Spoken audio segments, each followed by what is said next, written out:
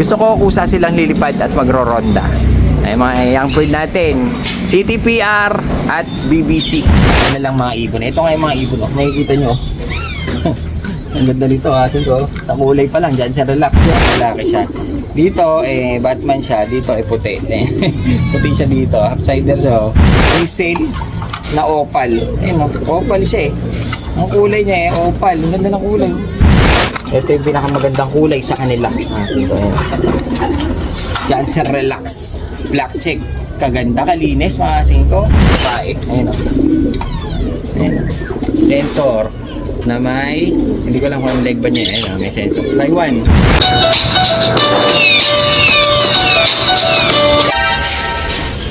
Yun, akyat tayo ngayon sa ating One Thai Lop. At dala na naman natin yung ating isang timpang tubig. At syempre, my favorite, lumot. Ito pumatret talaga dito. Ay, hindi pa kasi naayos yung ating elevator. Kaya ako'y hirap na hirap. Ano ba yan? Kaya manual ulit. Hagdanan lang. So ayan mga singka, bali andito na tayo sa ating Taiwan Lop na napakataas na nasa rooftop. Hi! At medyo late tayo magpapakawala ngayon. Dahil anong oras na? Alas 2 na ng tanghali. Mga singko, ngayon pa lang tayo magpapatuka. Dahil nga kanina may umakyat kasi dito, nagpintura dun sa likod ng building, kaya hindi mo na ako nagpakawala, baka mabugaw-bugaw lang paway mga ipon natin. Kaya ngayong oras, hindi muna natin sila pakakainin. Pakawala muna natin sila, saka na tayo mag-ready ng pagkain nila sa loob. Para mamaya pag pumasok sila, nakaready na yung kanilang patuka. Mag-uumpisa na tayo mag-training ng nagpapakawala muna bago sila kakain. Kasi itong batang-bata ito, pakain muna tayo bago tayo magpakawala. Dahil nga, iniiwasan natin yung pumunta sila doon nang hindi kumakain. Madaling mahuli dahil mga young bird lang ito. So ayan, pakawala muna natin mga ibon natin. Yan, ito na sila. Mga boy tambay. Ayan sila. Tambay lang ng tambay ang mga yan. Pero minsan pumipitik-pitik na sila mga singko. Ngayon, maglalagay na tayo ng patuka dito sa ating patukaan. Makikita nyo, nandito na yung ating mga young bird, mga singko. Ayan, no? Ilagay na natin sila dyan, pero hindi ko muna sila nilalagay dito sa ating viewing. Dahil nga, gusto ko matuto muna sila na dito sila kakain at dito lang sila iinom. Ayun, lalagay natin sila dito. Pag magpapatuka tayo, pag pumapasok na, pwede na yun. Pwede nang mawala. Medyo pumipitik-pitik na yung iba. Yung iba, nabababa, tapos lilipad dyan, mga singko, tapos biglang iikot dito sa building. Yun ang nangyayari. Pero parang ayaw ko muna ilagay ito. Masasanay sila na maaga Nakakain, lagi ko muna dito. Yun. Mamaya ko na lang sila aakyatin ulit para makipagliwaliw muna sila dyan. Makapaglaro-laro muna yung mga young bird natin. Yung dalawang guide natin, ayun, nasa taas. Dahil pinakawalan ko na sila kanina. Nauna sila bago itong mga to. Dahil isasama nila yan, mga singko, sa paglipad. Baka mawala. Ayan, gusto ko kusa silang lilipad at magro-ronda. Ay mga young bird natin, CTPR at BBC. Ayan o. Ayun sila di ba? Naglalaro lang sila, bababa sila dahil malawak ito mga singko makikita nyo napakalawak ng ating galaan nila. Puro bubong lang dahil nasa rooftop tayo. Ayun ay, ang pinaka-paborito ko, waiting area. Mga singko, bali meron tayong isang tropa na pumasyal dito at makakalungkot lang dahil nga si tropa natin quit na sa pag-iibon. Ito, silipin natin yung mga dinala niya sa atin. Si tropa kasi dati bumibili rin sa atin. Tapos talagang namimili ng ibon. Nakakuha nga siya sa atin dati ng mga Taiwan bird. Tapos nakabili rin siya kali madla. Bumibili talaga ng ibon mga singko. Si tropa natin. Tapos naglalaro. Ngayon parang hindi ko alam kung bakit niya tatanggalin. Ganda pa nga ng kulungan ni tropa natin Hindi ko alam kung bakit tatanggalin yung mga ibon niya. Ngayon, dinala niya sa atin yung mga ibon niya. At yun naman ang ipapakita ko sa inyo, mga singko. Pero kung siya malungkot, ako masaya. Kasi dinala niya yung ibon niya sa atin. Hindi naman siya medyo mura, medyo mataas din natin siya nakuha. Kasi may mga special dito na nailagay niya, mga singko, na isama niya dito sa kanyang dinalang mga ibon. Ito nga yung mga ibon, nakikita nyo. Ang ganda nito asin ko. Sa kulay pa lang, dyan sa relax. Pero meron isang dito na nagpataas ng presyo. Asin ko, nagpamahal ng presyo. Dahil nga yung mga iba dito na ilaro na niya. At hindi ko alam kung tumapos ang karera. Pero yung iba kasi naka-club ring niya.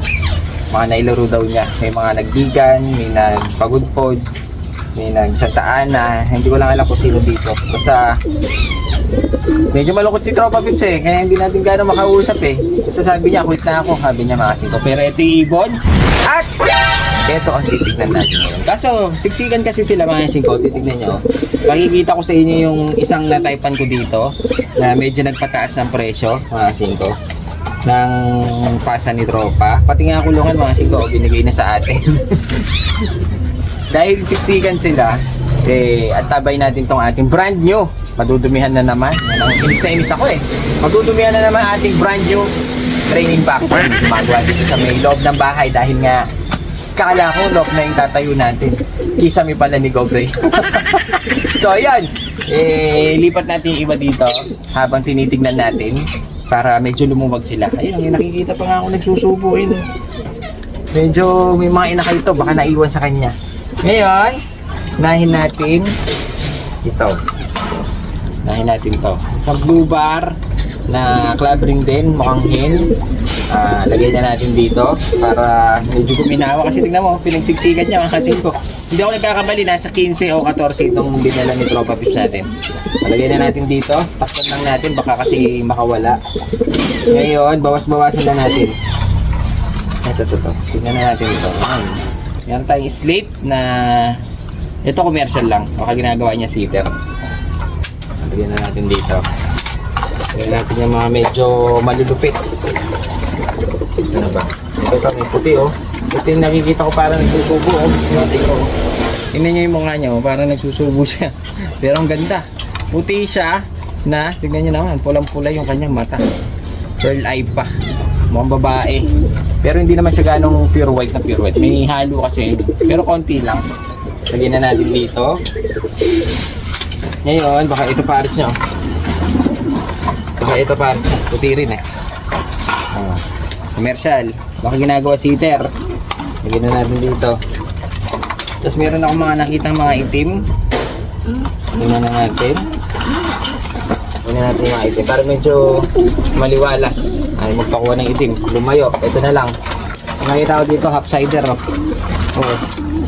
Ganda oh. Ganda ng mukha oh. Ayun o, Batman. Ito ang tinatawag nilang Batman mga singko. Mukhang lalaki siya. Dito Batman siya. Dito puti. Puti siya dito. Half-sider siya.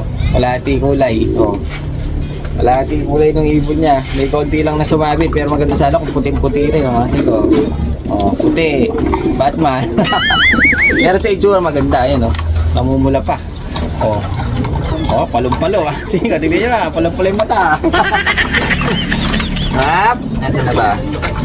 Ganun ako nakita dito na magaganda eh. Ito, tingnan natin ito. Ito naman daw mga singko ay nakapag-vegan. Kaso parang hindi ko alam kung bakit ano nangyari. Ayun o, gray sail na opal. Ayun o, opal siya eh. Ang kulay niya opal. Ang ganda ng kulay. Hirap tayong humawak eh. Ayun o, ganda ng kulay o. Opal, pero yung ulo niya gray sail. Pag nakaganyan siya, gray sail ang kulay. Pero opal ang kulay oh. Ganda. Pop color, naka JRPL ito. Nailaro niya to eh. Ito yung nakikita ko lagi niya sinasakay na kak. Parang nagsusubo rin ang itsura eh. Tingnan nyo asin ko, parang nagsusubo rin ang itsura. May mga pink-pink nung kanyang labi. May gatas pa sa labi. Ngayon, tingnan natin yung ito, ordinaryong kulay na lang eh. Pero ito, tingnan na muna natin to. Ito yung pinakamagandang kulay sa kanila. Ito yan. Jansen Relax Black Check. Kaganda, kalinis mga singko. Kalinis ng pagkaka-white top na ito. Natalo yung ating mga Jansen eh no. Pero yung kanya talaga malinis. Black check pa. White top na white top. White light. Ayun no. Ganda ng kulay. Ganda nito pag lumilipad. Pero parang nagsusubo rin ang itsura yun. Parang may mga inakay lahat. Tropa Pips natin ha. Ganda ng kulay. Nakikita ko to kapag nagtotrow siya dito. Halimbawa pumasyal siya dito. Nakikita ko to na hinahagis-hagis niya. Naka-club din siya. Kasi ito yung mga nagpamahal sa dala ni tropa. Kasi yung ibang naka-commercial na ginawa niya seater, meron siyang presyo doon na mura lang. Pero ito yung mga nagpataas, yung mga naka-club ring niya. Lalo na yung isa, yun ang nagpataas sa atin. So yun, nakita na natin yung parang dyan sa relax. Napakaganda. Dapat yan, medyo parisan natin na medyo magandang kulay. Dahil nga sa kulay lang panalo na. Club ring pa, sangka pa. Ngayon, ito may matapang. May matapang. Lubar. Kak. Ayun. Ganda rin.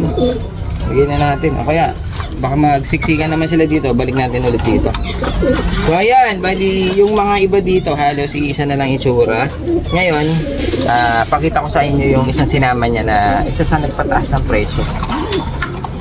Ayun ko nga sanang kunin kasi parang kailangan ni tropa. Ito yung mga sunog.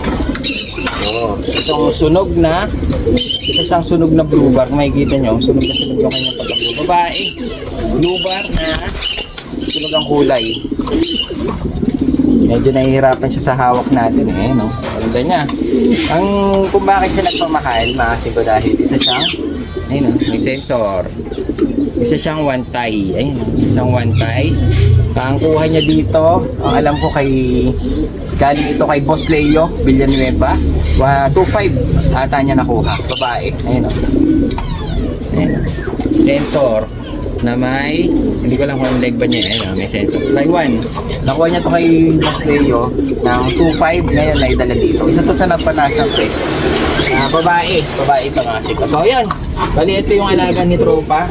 Sana ma-dispose natin agad dahil nga ayoko silang matambak sa akin dahil nakain sila ng puhunan. So ayan. Kung ano problema ni tropa, kaya mo yan. Ang problema ko, kung paano ko ma-dispose yung mga to. Yun lang. Kaya kakakit natin ulit. Alas 4 na, pasado. At andito pa rin yung ating mga young bird niya. Tatawagin natin sila. Try natin kung makikinig sila sa atin. Kung marunong na silang pumasok. Sa tawag sa tawag. Bali gagawin natin tawagin natin sila habang wag muna natin bigyan ng pagkain. Konti lang. Para may tunog yung ating ganun lang yun. So ayan, bago lang lahat shoutout muna natin mga tropa pips natin na lagi nanonood sa atin. At shoutout natin Thunderlop, shoutout sa iyo. Jan Tony Pasilan, shoutout. Jojo Rodriguez Jr., shoutout sa iyo. Aaron J. Ray Liwanag Ray, napakahaba ng pangalan mo ha. Tyrone Kapili Bay Ong, shoutout sa iyo. At last na natin si Ronald Yanong. So ayan, let's go. Pag ito matitigas ang ulo, ewan ko na lang. Pero yung ating mga guide, unang-una nang pumasok. Ngayon, kunin natin yung ating patuka. Tingnan natin kung papasok sila sa ating tawag ng tanghalan. Pero maglalagay muna tayo para nakikita nila yung mga kasama nila dito. Pang-inggit ba? Pang-inggit lang. Para makita nila na, uy, kumakain na sila dun. Pasok na rin ako. Lagyan lang tayo ng konti lang, medyo gutom na Ayan na naman yung ating sipol na walang tunog.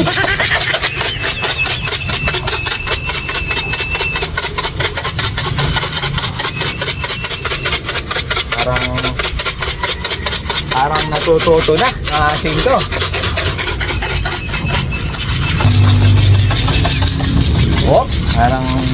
Parang ayaw pa, pero parang gusto na ng konti.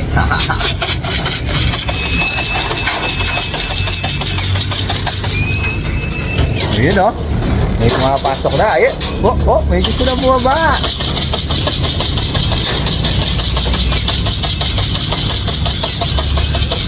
Dagdag pa tayo ng konti. Baka kahit pa paano medyo lumalapit na sila kasi hindi pa sila, ngayon pa lang natin sila sasanayin ng nasa labas sila na kakain na sila sa loob.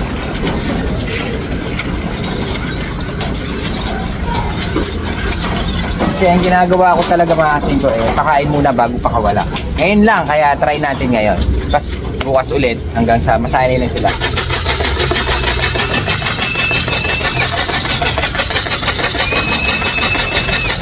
Nag-aalangan.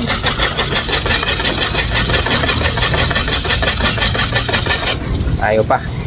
Taas natin yung isang trapdoor.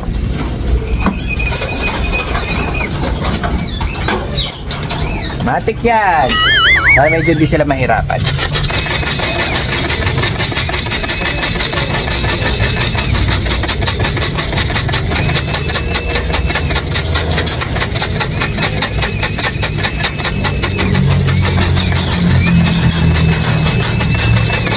Mukhang effective, mga singko. Ayun, mukhang effective.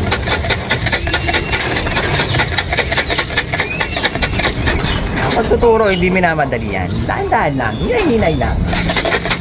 Matututot rin yan. Oh, gusto sumorkat. Dito ako dumaan sa trapdoor. Ako ang iyong amo. Ako masusunod dito. Ha? Pasok. Ayun, oh. Pasok.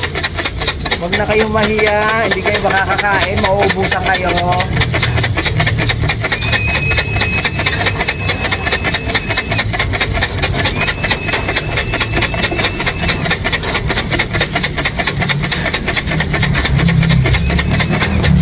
Halos pumapasok na lahat sila.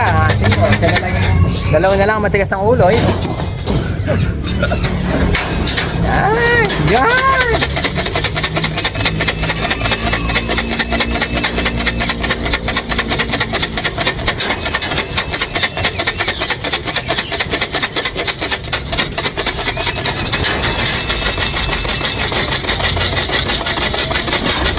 Isa na lang, mga singko. At ako'y nangangawit na. Pumasok ka naman ako. Yun. Success, mga singko. So, ayan. Nandito na lahat yung mga ibon natin. At bibilangin na lang natin yung mga young bird. Baka mamaya, may nawawala na pala. Hindi pa natin alam. Effective.